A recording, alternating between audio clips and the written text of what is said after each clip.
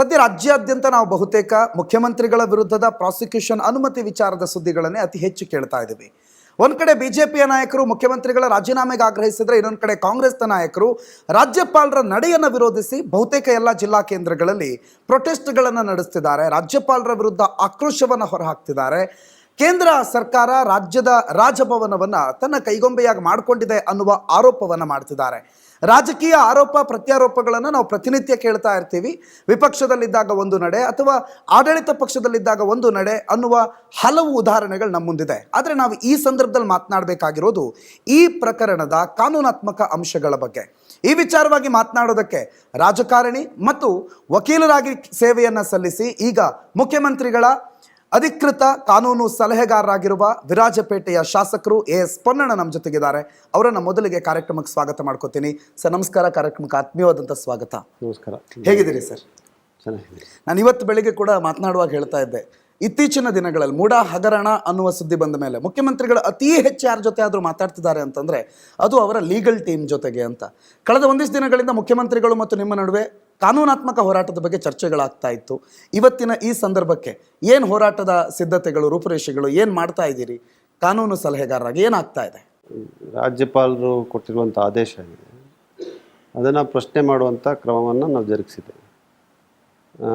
ಸಾಂವಿಧಾನಿಕವಾದಂಥ ನ್ಯಾಯಾಲಯ, ಈ ರಾಜ್ಯದ ಉಚ್ಚ ನ್ಯಾಯಾಲಯ ಅಲ್ಲಿ ರಿಟ್ ಅರ್ಜಿಯನ್ನು ಸಲ್ಲಿಸಿದೆ. ಕೋರ್ಟು ನಿನ್ನೆ ನಮ್ಮ ವಾದವನ್ನೆಲ್ಲ ಆಲೈಸಿ ಯಾವುದೇ ಮುಂದಿನ ಕ್ರಮವನ್ನು ಜರುಗಿಸ್ಬೇಡಿ, ಗವರ್ನರ್ ಅವರ ಆದೇಶದ ನಂತರ ಅಂತ ಹೇಳುವಂಥ ಒಂದು ಮಧ್ಯಂತರ ಆದೇಶವನ್ನು ನಮಗೆ ಕೊಟ್ಟಿದ್ದಾರೆ.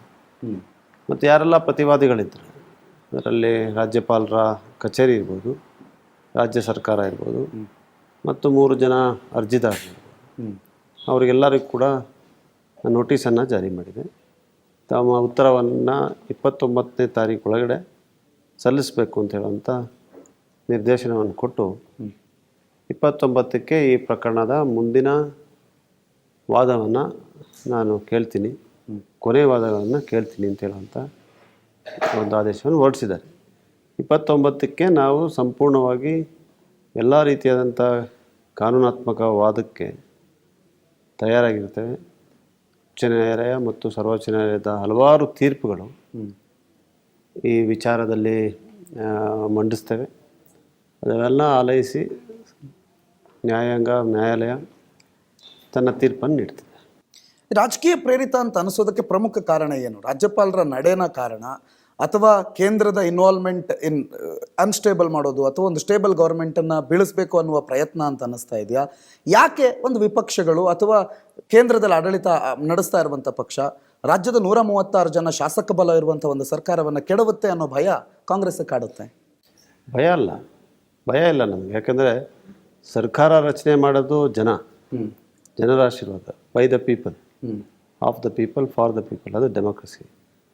ವಿರೋಧ ಪಕ್ಷಗಳು ಸೋಲನ್ನು ಅನುಭವಿಸಿದಾಗ ವಿರೋಧ ಪಕ್ಷದಲ್ಲಿದ್ದು ತಮ್ಮ ಕರ್ತವ್ಯ ನೆರವೇರಿಸಬೇಕೇ ಹೊರತು ಸರ್ಕಾರವನ್ನು ಅಸ್ಥಿರಗೊಳಿಸುವಂಥ ಪ್ರಯತ್ನವನ್ನು ನಡೆಸಬಾರ್ದು.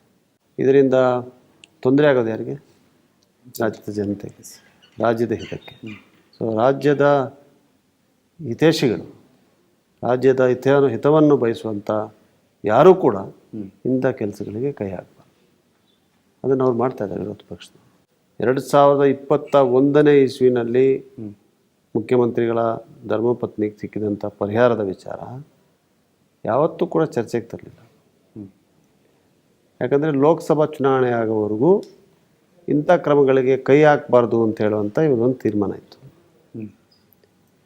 ಲೋಕಸಭಾ ಚುನಾವಣೆಯ ನಂತರ ಈ ಷಡ್ಯಂತ್ರವನ್ನು ರೂಪಿಸ್ಲಿಕ್ಕೆ ಶುರು ಮಾಡಿದರು.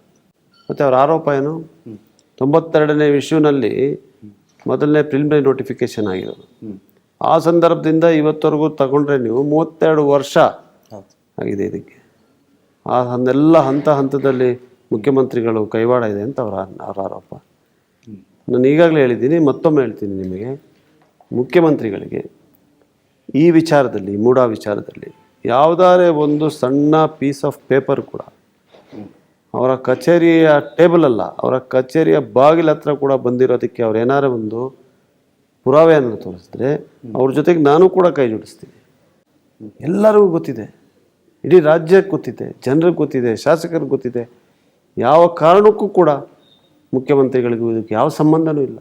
ಇದರಲ್ಲಿ ಯಾವುದೇ ರೀತಿಯಾದಂಥ ಲೋಪಗಳಾಗಿಲ್ಲ, ಕಾನೂನು ಬಾಹಿರವಾದಂಥ ಚಟುವಟಿಕೆ ಆಗಲಿಲ್ಲ, ಅದರಲ್ಲಿ ಭ್ರಷ್ಟಾಚಾರ ಆಗಿದೆ ಅಂತೇಳಿ ಇವರು ಈ ರೀತಿಯಾಗಿ ಸುಳ್ಳು ಆರೋಪವನ್ನು ಮಾಡಿ ಇಷ್ಟೊಂದು ದೊಡ್ಡ ಮಟ್ಟದಲ್ಲಿ ತಗೊಂಡು ಹೋಗ್ತಾರೆ ಅಂತ ಹೇಳಿದ್ರೆ, ಇದು ಇವರು ನಿಜವಾಗ್ಲೂ ಆಡಳಿತದಲ್ಲಿ ವಿಶ್ವಾಸ ಇರೋರ, ಇವರು ಕಾನೂನಾತ್ಮಕ ಆಡಳಿತದಲ್ಲಿ ವಿಶ್ವಾಸ ಇರೋರ ಅಂತ ಹೇಳುವಂಥ ಪ್ರಶ್ನೆ ಬರ್ತದೆ. ಡಿಸ್ಟೆಬಿಲೈಸ್ ಮಾಡಿ ಅಡ್ಮಿನಿಸ್ಟ್ರೇಷನ್ ಆಗದಂಥ ರೀತಿಯಲ್ಲಿ ನೋಡ್ಕೊಳ್ತಾ ಇದ್ದಾರೆ ಅಂತ ಹೇಳಿದ್ರೆ ಅವ್ರ ಉದ್ದೇಶ ಅದು. ಇವರು ಪ್ರಜಾಪ್ರಭುತ್ವ ವಿರೋಧಿಗಳಿವರು, ಸಂವಿಧಾನದ ವಿರೋಧಿಗಳಿವರು ಅಂತೇಳಿ ಸಂಪೂರ್ಣವಾಗಿ ಇವತ್ತು ಅವರ ನಿಜವಾದಂಥ ರೂಪ ಜನರ ಮುಂದೆ ಬಹಿರಂಗವಾಗಿದೆ. ಅದರಿಂದ ಇದು ರಾಜಕೀಯ ಪ್ರೇರಿತ ಅಂತ ಹೇಳೋದಕ್ಕೆ ಘಟನಾವಳಿಗಳನ್ನ ತಾವು ನೋಡೋದಂತಲೇ ಸಾಕು. ಮತ್ತು ರಾಜ್ಯಪಾಲರು ರಾಜಭವನ ನಮ್ಮ ಸಂವಿಧಾನವನ್ನು ರಚನೆ ಮಾಡುವಂಥ ಸಂದರ್ಭದಲ್ಲಿ ಕಾನ್ಸ್ಟಿಟ್ಯೂಯೆಂಟ್ ಅಸೆಂಬ್ಲಿನಲ್ಲಿ ಡಿಬೇಟ್ ಆಗುತ್ತೆ, ಚರ್ಚೆನಲ್ಲಿ ಗವರ್ನರ್ ಕೂಡ ಜನರಿಂದ ಆಯ್ಕೆಯಾಗಿ ಬರುವಂಥ ಹುದ್ದೆ ಆಗಬೇಕು ಅಂತೇಳಿ ಚರ್ಚೆ ಆಗ್ತದೆ. ಆಗ ನಮ್ಮ ಅಂದಿನ ಈ ಸಂದರ್ಭದಲ್ಲಿದ್ದಂಥ ನಮ್ಮ ಬಾಬಾ ಸಾಹೇಬ್ ಅಂಬೇಡ್ಕರ್ ಅವರು, ಸಂವಿಧಾನದ ಶಿಲ್ಪಿ, ಅವ್ರು ಹೇಳ್ತಾರೆ there cannot be 2 swords in one's scabbard ಅಂತ. ಅದೇ ಒಂದೇ ಇದರಲ್ಲಿ 2 ಸಾಧ್ಯ, 2 ಕತ್ತಿಗಳಿರೋಕ್ಕೆ ಸಾಧ್ಯ ಆಗಲ್ಲ. ಅದರಿಂದ ಆತ ನಾಮಿನೇಟೆಡ್ ಆಗಿರಬೇಕು, ಬರೀ ಫಿಗರೆಡ್ ಆಗಿರಬೇಕು, ರಬ್ಬರ್ ಸ್ಟ್ಯಾಂಪ್ ಆಗಿರಬೇಕು ಅಂತ ಹೇಳೋದೇ ಸಂವಿಧಾನದಲ್ಲಿ ಅವ್ರಿಗಿರುವಂಥದ್ದು, ಅವರ ಕರ್ತವ್ಯ. ಯಾರು ರಾಜ್ಯಪಾಲರು ಇರ್ತಾರೆ, ಯಾರೂ ಕೂಡ ರಾಜ್ಯಪಾಲರಾಗ್ಲಿಕ್ಕೆ ಒಪ್ಪಲ್ಲ ಅಂತ ಕೂಡ ಚರ್ಚೆನಲ್ಲಿರ್ತದೆ. ಯಾಕಂದರೆ ಒಬ್ಬ ರಬ್ಬರ್ ಸ್ಟ್ಯಾಂಪ್ ರಾಜ್ಯಪಾಲ, ಯಾರೂ ಕೂಡ ರಾಜ್ಯಪಾಲರಾಗಲಿಕ್ಕೆ ಒಪ್ಪೋದಿಲ್ಲ ಹೇಳುವಂಥ ಚರ್ಚೆ ಕೂಡ ಆಗ್ತದೆ. ಇದು ಉದ್ದೇಶ ಸಂವಿಧಾನದ್ದು. ಯಾರು ಅಸ್ಥಿರಗೊಳಿಸ್ಲಿಕ್ಕೆಲ್ಲ ರಾಜಭವನಗಳಿರೋದು.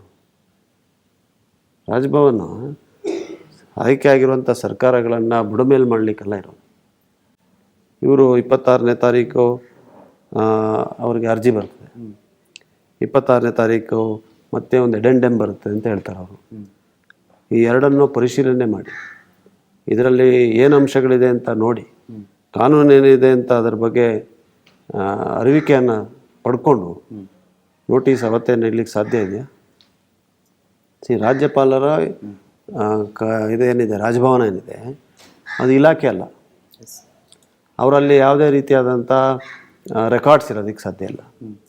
ನಾನು ಹೋಗಿ ಇವತ್ತು ರಾಜಭವನದಲ್ಲಿ ದೂರು ಕೊಟ್ಟರೆ ಆ ದೂರನ್ನು ಅವ್ರು ಹೇಗೆ ಪರಿಶೀಲನೆ ಮಾಡಲಿಕ್ಕೆ ಸಾಧ್ಯ ಇದೆ? ಅವ್ರಿಗೆ ಯಂತ್ರ ಇದೆಯಾ ಅವ್ರ ಹತ್ರ? ಲಾಜಿಸ್ಟಿಕ್ಸ್ ಇದೆಯಾ ಅವ್ರಿಗೆ? ಮತ್ತು ಹೇಗೆ ಪರಿಶೀಲನೆ ಮಾಡಿದ್ರಿ ಇದನ್ನು? ದಾಖಲೆಗಳನ್ನು ನೋಡಿದ್ರ? ಇದಕ್ಕಿರೋದು 30 ವರ್ಷಗಳಿಂದ ಅವರು ಇತಿಹಾಸವನ್ನು ಹೇಳ್ಕೊಂಡು ಬಂದಿದ್ದಾರೆ. ಇದೆಲ್ಲ ಪರಿಶೀಲನೆ ಮಾಡಿದ್ರ? ಹೇಗೆ ಒಬ್ಬ ಜನರಿಂದ ಆಯ್ಕೆಯಾಗಿ ಬಂದಿರುವಂಥ ಕಾಂಗ್ರೆಸ್ ಪಕ್ಷದ ಶಾಸಕಾಂಗ ಆಯ್ಕೆ ಮಾಡಿರುವಂಥ ನಾಯಕರು, ಈ ರಾಜ್ಯದ ಮುಖ್ಯಮಂತ್ರಿಗೆ ಹೇಗೆ ಒಂದು ನೋಟಿಸ್ ಕೊಡ್ತಾರೆ ರಾಜ್ಯಪಾಲ? ಇಷ್ಟೆಲ್ಲ ವಿಚಾರಗಳನ್ನು ಕೇವಲ 3 ಪೇಜಿನಲ್ಲಿ ಆದೇಶವನ್ನು ಹೊರಡಿಸಿದ್ದಾರೆ. ಅವ್ರೇನು ಹೇಳ್ತಾರೆ, ಸಂಪುಟ ಸಭೆಯ ನಿರ್ಣಯವನ್ನು ನಾನು ಒಪ್ಪಲ್ಲ, ಯಾಕಂದರೆ ಮುಖ್ಯಮಂತ್ರಿಗಳೇ ಆಯ್ಕೆ ಮಾಡಿರುವಂಥ ಸಂಪುಟ ಸದಸ್ಯರಿವರು ಅಂತ ಹೇಳೋದು ಒಂದನ್ನು ಬಿಟ್ಟರೆ, ಸಂಪುಟ ಸಭೆ ಹೇಳಿರುವಂಥ ಹಲವಾರು ವಿಚಾರಗಳನ್ನು ಯಾಕೆ ತಿರಸ್ಕರಿಸ್ತಾ ಇದ್ದೀರಾ ಅಂತ ಹೇಳಿಲ್ಲ. ಮುಖ್ಯಮಂತ್ರಿಗಳಿರುವಂಥ ಹಲವಾರು ವಿಚಾರಗಳನ್ನು ಯಾಕೆ ತಿರಸ್ಕರಿಸಿದ್ದೀರಾ ಅಂತ ಹೇಳ್ತಾ ಇಲ್ಲ. ಮತ್ತು TJ ಅಬ್ರಾಹಂ ಕೊಟ್ಟಿರುವಂಥ ಏನು ಪುರಾವೆ ಮೇಲೆ ಇವರು ಮುಂದುವರಿತಾ ಇದ್ದೀರಾ ಅಂತ ಹೇಳಿಲ್ಲ. ಕಾನೂನಿನ ಹಲವಾರು ಅಂಶಗಳಿದೆ, ಯಾವುದನ್ನು ಪರಿಶೀಲನೆ ಮಾಡೋದಿಲ್ಲ. ನೇರವಾಗಿ ಮುಖ್ಯಮಂತ್ರಿಗಳಿಗೆ prior approval under 17A, sanction under 218 ಕೊಡ್ತಾರೆ ಅಂತ ಹೇಳಿದ್ರೆ ಇದು ರಾಜಕೀಯ ಪ್ರೇರಿತ ಅಲ್ಲದೆ ಕಾನೂನಾತ್ಮಕವಾ ಅಲ್ಲ ಸಂವಿಧಾನಾತ್ಮಕವಾ? ನೋಡಿದಾಗ ಮೇಲ್ನೋಟಕ್ಕೆ ನೋಡಿದಾಗ ಇದು ಗೊತ್ತಾಗುತ್ತೆ ಏನು ಅಂತೇಳಿ. ಜನರು ಆ ಸ್ಯಾಂಕ್ಷನನ್ನು ಓದಿದಂದರೆ ಗೊತ್ತಾಗುತ್ತೆ ಏನು ಮಾಡಿದ್ದಾರೆ ಅಂತ.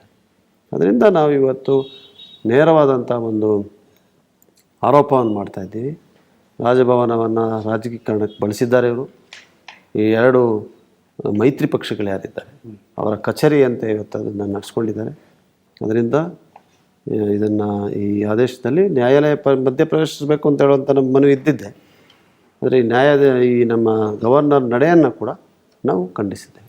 ನಾವು ರಾಜಕೀಯವಾದಂಥ ಹೋರಾಟ ಮತ್ತು ಕಾನೂನಾತ್ಮಕ ಹೋರಾಟವನ್ನು ಕೂಡ ಮಾಡಲಿಕ್ಕೆ ಕೊಟ್ಟಿದ್ದೇವೆ. ಆವತ್ತಿನ ದಿನ ಯಡಿಯೂರಪ್ಪನವರ ವಿರುದ್ಧ ಪ್ರಾಸಿಕ್ಯೂಷನ್ ಆರ್ಡರ್ ಆದಾಗ ಯಡಿಯೂರಪ್ಪನವರನ್ನು ರಾಜೀನಾಮೆಗೆ ಒತ್ತಾಯಿಸಿದಂಥ ಸಿದ್ದರಾಮಯ್ಯನವರು ಆವತ್ತಿನ ದಿನ ರಾಜ್ಯಪಾಲರ ನಡೆ ಸರಿ ಇದೆ, ರಾಜ್ಯಪಾಲರು ಕಾನೂನಾತ್ಮಕವಾಗಿ ನಡ್ಕೊಂಡಿದ್ದಾರೆ ಅಂತ ಹೇಳಿದಂಥ ಸಿದ್ದರಾಮಯ್ಯನವರು ಇವತ್ತು ಅವ್ರ ಮೇಲೆ ವಿಚಾರಗಳು ಬಂದಾಗ, ಅವ್ರ ಮೇಲೆ ಪ್ರಾಸಿಕ್ಯೂಷನ್ ಅನುಮತಿ ಬಂದಾಗ ರಾಜ್ಯಪಾಲರು ಕೇಂದ್ರದ ಕೈಗೊಂಬೆ ಅಂತ ಹೇಳ್ತಿದ್ದಾರೆ.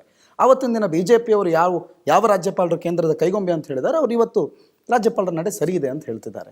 So it is all politics. ನಮ್ಗೇನು ಜನರಿಗೆ ಇದರಲ್ಲಿ ಏನೂ ಆಗಬೇಕಾಗಿಲ್ಲ. ಇಟ್ ಈಸ್ ಜಸ್ಟ್ ರಾಜಕೀಯ ಕೆಸರರ ಚಾಟ ಅಂತ ಒಂದು ಕಡೆ ಮಾತಾಗುತ್ತೆ. ನೋಡಿ, BS ಯಡಿಯೂರಪ್ಪನವರು ಮುಖ್ಯಮಂತ್ರಿಗಳಾಗಿದ್ದಂಥ ಸಂದರ್ಭದಲ್ಲಿ ರಿಪಬ್ಲಿಕ್ ಆಫ್ ಬೆಳ್ಳಾರಿ ಅಂತ ಜಗಜ್ಜಾಹೀರಾತು ಪಡ್ಕೊಂತಲ್ಲ, ಆ ಪ್ರಕರಣ ನಡೀತು. ಏನದು ಪ್ರಕರಣ ಅಂತ ಹೇಳಿದ್ರೆ, ಈ ರಾಜ್ಯದ ಸಂಪತ್ತು, ಈ ರಾಜ್ಯದ ಆಸ್ತಿ ಇದ್ದಂಥ ಮಿನರಲ್ಸ್ ಇನ್ಕ್ಲೂಡಿಂಗ್ ಐರನ್ ಓರ್, ಇದನ್ನು ಅರಣ್ಯ ಪ್ರದೇಶದಲ್ಲಿ ಸರ್ಕಾರ ಜಾಗದಲ್ಲಿ ಭೂಕಬಳಿಕೆಯನ್ನು ಮಾಡಿ ಇದನ್ನು ಲೂಟಿ ಹೊಡಿತಾ ಇದ್ದಾರೆ ಹೇಳುವಂಥ ದೂರಿನ ಮೇಲೆ ಅಂದಿನ ಲೋಕಾಯುಕ್ತ ಜಸ್ಟಿಸ್ ಸಂತೋಷ್ ಹೆಗ್ಡೆ ಅವರು, ಸರ್ವೋಚ್ಚ ನ್ಯಾಯಾಲಯದ ನ್ಯಾಯಾಧೀಶರಾಗಿ ನಿವೃತ್ತರಾಗಿದ್ದಂಥ ಒಬ್ಬ ನ್ಯಾಯಮೂರ್ತಿ ವರದಿಯನ್ನು ಕೊಡ್ತಾರೆ. ಆ ವರದಿಯ ನಂತರ 3 ಜನ ದೂರುದಾರರು, ಸಿರಾಜುದ್ದೀನ್ ಬಾಷಾ, ಬಾಲರಾಜ್ ಮತ್ತು ಇನ್ನೊಬ್ಬರು ಎಲ್ಲ ಜಾತ್ಯತೀತ ಜನತಾದಳ ಪಕ್ಷದವರು, ಅವರು ನೇರವಾಗಿ ಖಾಸಗಿ ದೂರನ್ನು ಹಾಕ್ತಾರೆ. ಖಾಸಗಿ ದೂರ ಹಾಕಿದಾಗ ಅಂದು ಇದ್ದಂಥ ನ್ಯಾಯಮೂರ್ತಿಗಳು, ನಾನು ಇದು ಮುಖ್ಯಮಂತ್ರಿಗಳ ಮೇಲೆ ತಗೊಳ್ಳಿಕ್ಕೆ ಸಾಧ್ಯ ಆಗೋದಿಲ್ಲ, ನೀವು ಸ್ಯಾಂಕ್ಷನ್ ಪಡ್ಕೊಂಡು ಬನ್ನಿ ಅಂಥೇಳಿ ಆದೇಶವನ್ನು ಹೊರಡಿಸ್ತಾರೆ. ಇದರ ಆಧಾರದ ಮೇಲೆ ಅವರು ರಾಜ್ಯಪಾಲರಿಗೆ ಹೋಗ್ತಾರೆ. ರಾಜ್ಯಪಾಲರು ಸ್ಯಾಂಕ್ಷನ್ ಕೊಟ್ಟರಲ್ಲ, ಸ್ಯಾಂಕ್ಷನ್ ಕೊಟ್ಟಿದ್ದಾರಲ್ಲ, ಇವರು ಸ್ಯಾಂಕ್ಷನ್ನ ಪ್ರಶ್ನೆ ಮಾಡಬೇಕು. ನಾವು ಈಗ ಪ್ರಶ್ನೆ ಮಾಡಿದ್ದೀವಲ್ಲ ನ್ಯಾಯಾಲಯದಲ್ಲಿ. ಅದರಿಂದ ಆ ಪ್ರಕರಣಕ್ಕೂ ಈ ಪ್ರಕರಣಕ್ಕೂ ವ್ಯತ್ಯಾಸ ಅಲ್ಲ. ಇದನ್ನ ಎರಡನ್ನು ಹೋಲಿಕೆ ಮಾಡ್ತಾ ಇದ್ದಾರಲ್ಲ, ಇದೇ ತಪ್ಪು. It's A scam. ಅದು 16ನೇ ತಾರೀಕು ಆದೇಶ ಮಾಡುವಾಗ ಸ್ನೇಹಮಯಿ ಕೃಷ್ಣ ಅಂತ ಹೇಳುವಂಥ ಒಬ್ಬ ವ್ಯಕ್ತಿ ಮತ್ತು ಪ್ರದೀಪ್ ಅಂತ ಹೇಳುವಂಥ ಒಬ್ಬ ವ್ಯಕ್ತಿ, ಇವರಿಬ್ಬರೂ ಕೂಡ ಅರ್ಜಿಯನ್ನು ಕೊಟ್ಟಿದ್ದಾರೆ. ಈ 3 ಅರ್ಜಿಯನ್ನು ಸೇರಿಸಿ ಆದೇಶ ನೋಡಿಸ್ತಾರೆ. ಈ 2 ಅರ್ಜಿಯಲ್ಲಿದೆ, ಯಾರು ನೋಡಿದಾರ? ಅಲ್ಲ, ನನಗೆ ಗೊತ್ತಿಲ್ಲ. ನಾನು ನಿಮ್ಮಲ್ಲಿ ಕೇಳ್ತಾ ಇದ್ದೀನಿ, ಯಾರು ಮಾಧ್ಯಮದವ್ರು ನೋಡಿದಾರಾ? ಮುಖ್ಯಮಂತ್ರಿಗಳು ಕಳಿಸಿದಾರಾ? ನೋಟಿಸ್ ಕೊಟ್ಟಿದ್ದಾರಾ? ಮತ್ತೆ ಹೇಗೆ ಅದನ್ನು ಸೇರ್ಸೋಕ್ಕಾಗುತ್ತೆ ಇದರಲ್ಲಿ? ಈ ಆದೇಶದಲ್ಲಿ ಯಾವ ಅರ್ಜಿಯ ಮಾಹಿತಿಯನ್ನು ಕೂಡ ಮುಖ್ಯಮಂತ್ರಿಗಳಿಗೆ ಕೊಟ್ಟಿಲ್ಲ, ಸಿದ್ದರಾಮಯ್ಯನವರು ಕೊಟ್ಟಿಲ್ಲ, ಎಲ್ಲೂ ಕೂಡ ಸಾರ್ವಜನಿಕ ವಲಯದಲ್ಲಿಲ್ಲ. ಅದನ್ನು ಹೆಂಗೆ ಆದೇಶ ಹೊರಡಿಸುವಾಗ TJ ಅಬ್ರಾಹಂಗೆ ಕೊಟ್ಟಂಥ ಶೋಕಾಸ್ ನೋಟಿಸ್ನಲ್ಲಿ ಆದೇಶ ಹೊರಡಿಸುವಾಗ ಇದನ್ನು ಸೇರಿಸ್ಲಿಕ್ಕೆ ಸಾಧ್ಯ ಆಗ್ತದೆ? ಉತ್ತರ ನಾವು ಕೊಟ್ಟಿದ್ದೀವಿ, ಉತ್ತರವನ್ನು ನಾವು ಕೊಟ್ಟಿದ್ದೀವಲ್ಲ, ಈ ಉತ್ತರವನ್ನು ಯಾಕೆ ಪರಿಗಣಿಸಲಿಲ್ಲ? ಅದರಿಂದ BS ಯಡಿಯೂರಪ್ಪನವ್ರು ಕೊಟ್ಟಾಗ ಒಂದು ನಡೆ, ಸಿದ್ದರಾಮಯ್ಯನವ್ರು ಕೊಟ್ಟಾಗ ಒಂದು ನಡೆ ಅಂತ ಹೇಳುವಂಥದ್ದು ಇದೆಯಲ್ಲ, ಇದು ತಪ್ಪು. ಬಟ್ ನಿನ್ನಿನ ಪ್ರೊಸೀಡಿಂಗ್ಸ್ನಲ್ಲಿ, ಕೋರ್ಟ್ನ ಪ್ರೊಸೀಡಿಂಗ್ಸ್ನಲ್ಲಿ ಯಾರಿಗೆ ಗೆಲುವಾಯಿತು? ಯಾರ ಎಂಡ್ ಗೋಲ್ ರೀಚ್ ಆಯಿತು? ಈಗ ನಿಮ್ಮ ಎಂಡ್ ಗೋಲ್ ಅದನ್ನು, ಅಥವಾ ಏನೋ ಅದಕ್ಕೆ ತಡೆ ಕೊಡಬೇಕು ಅನ್ನುವಂಥ ಎಂಡ್ ಗೋಲ್, ಅದು ಕೂಡ ರೀಚ್ ಆಗಿಲ್ಲ. ಈ ಕಡೆ ಇವರಿಂದ ಆ ಪ್ರಾಸಿಕ್ಯೂಷನ್ ಮುಂದುವರಿಬೇಕು ಅನ್ನುವಂಥದ್ದು ಯಾರ ಗುರಿಯೂ ಕೂಡ ರೀಚ್ ಆಗಿಲ್ಲ. ಹೂ ಒನ್ ಎಸ್ಟರ್ಡೇ ಅಂತ ಅಲ್ಲ, ಇದು ಗೆಲುವು ಸೋಲಿನ ಪ್ರಶ್ನೆ ಅಲ್ಲ, ಇದು ಕಾನೂನಿನ ಪ್ರಕ್ರಿಯೆ. ಕೊನೆಯದಾಗಿ ತೀರ್ಮಾನ ನ್ಯಾಯಾಲಯ ನೀಡುತ್ತದೆ. ಅದರಿಂದ ನಾವು ಕೇಳಿದ್ದೇನು ಅಂತ ಹೇಳಿದ್ರೆ, ಈ ಆದೇಶ ಏನು ರಾಜ್ಯಪಾಲರು ಹೊರಡಿಸಿದ್ದಾರೆ ಅದರ ಆಧಾರದ ಮೇಲೆ ಯಾವುದೇ ಕ್ರಮ ಜರುಗಬಾರದು ಅಂತ ನಾವು ಕೇಳಿದ್ವಿ. ಅದನ್ನೇ ನ್ಯಾಯಾಲಯ ಕೊಟ್ಟಿದೆ. But it is a temporary relief. 10 ದಿನಗಳ ಕಾಲ ಟೆಂಪ್ರರಿನೇ ಕೊಡೋದು. ಯಾಕಂದ್ರೆ 10 ದಿನಗಳ ನಂತರ ಸಿದ್ದರಾಮಯ್ಯನವ್ರ ಕತೆ ಏನಾಗಬಹುದು? ಈಗ ಕಾನೂನಾತ್ಮಕ ಲೆಕ್ಕಾಚಾರ 10 ದಿನಗಳ ಕಾಲ ಅಲ್ಲ, ಟೆಂಪ್ರರಿನೇ ಕೊಡೋದು. ಯಾವ ನ್ಯಾಯಾಲಯವೂ ಕೂಡ ಇಂಟರಿಮ್ ಅಂತ ಹೇಳಿದ್ರೆ ತಾತ್ಕಾಲಿಕ. ನಮಗೆ ಶಾಶ್ವತವಾದಂಥ ಪರಿಹಾರ ಅಂತ ಹೇಳಿದ್ರೆ ಕೊನೆಯ ತೀರ್ಪನ್ನು ಯಾವಾಗ ನ್ಯಾಯಾಲಯ ಕೊಡ್ತಾರೆ ಅದು. ಅದರ ನಂತರ ಅಪೀಲ್ ಇದೆ, ಸುಪ್ರೀಂ ಕೋರ್ಟ್ ಇದೆ. ಸೊ ಕೊನೆಗೆ ನಮಗೆ ಶಾಶ್ವತ ಪರಿಹಾರ ಯಾವುದೇ ಪ್ರಕರಣಗಳಲ್ಲಿ ಸುಪ್ರೀಂ ಕೋರ್ಟ್ ನೀಡಿದಂಥ ಆದೇಶದ ನಂತರ ಇದೆ. ಅದು ಅಲ್ಲಿವರೆಗೂ ಹೋಗ್ತದೆ ಇದು ಅಂತ, ಹೋಗಲ್ವೋ ಹೋಗುತ್ತೋ ಗೊತ್ತಿಲ್ಲ ನಮಗೆ. ಆದರೆ ಕೊನೆಯ ತೀರ್ಪು ನೀಡುವವರೆಗೂ ತಾತ್ಕಾಲಿಕ ಪರಿಹಾರನೇ ಇರೋದು. ಇದು ಸಹಜ.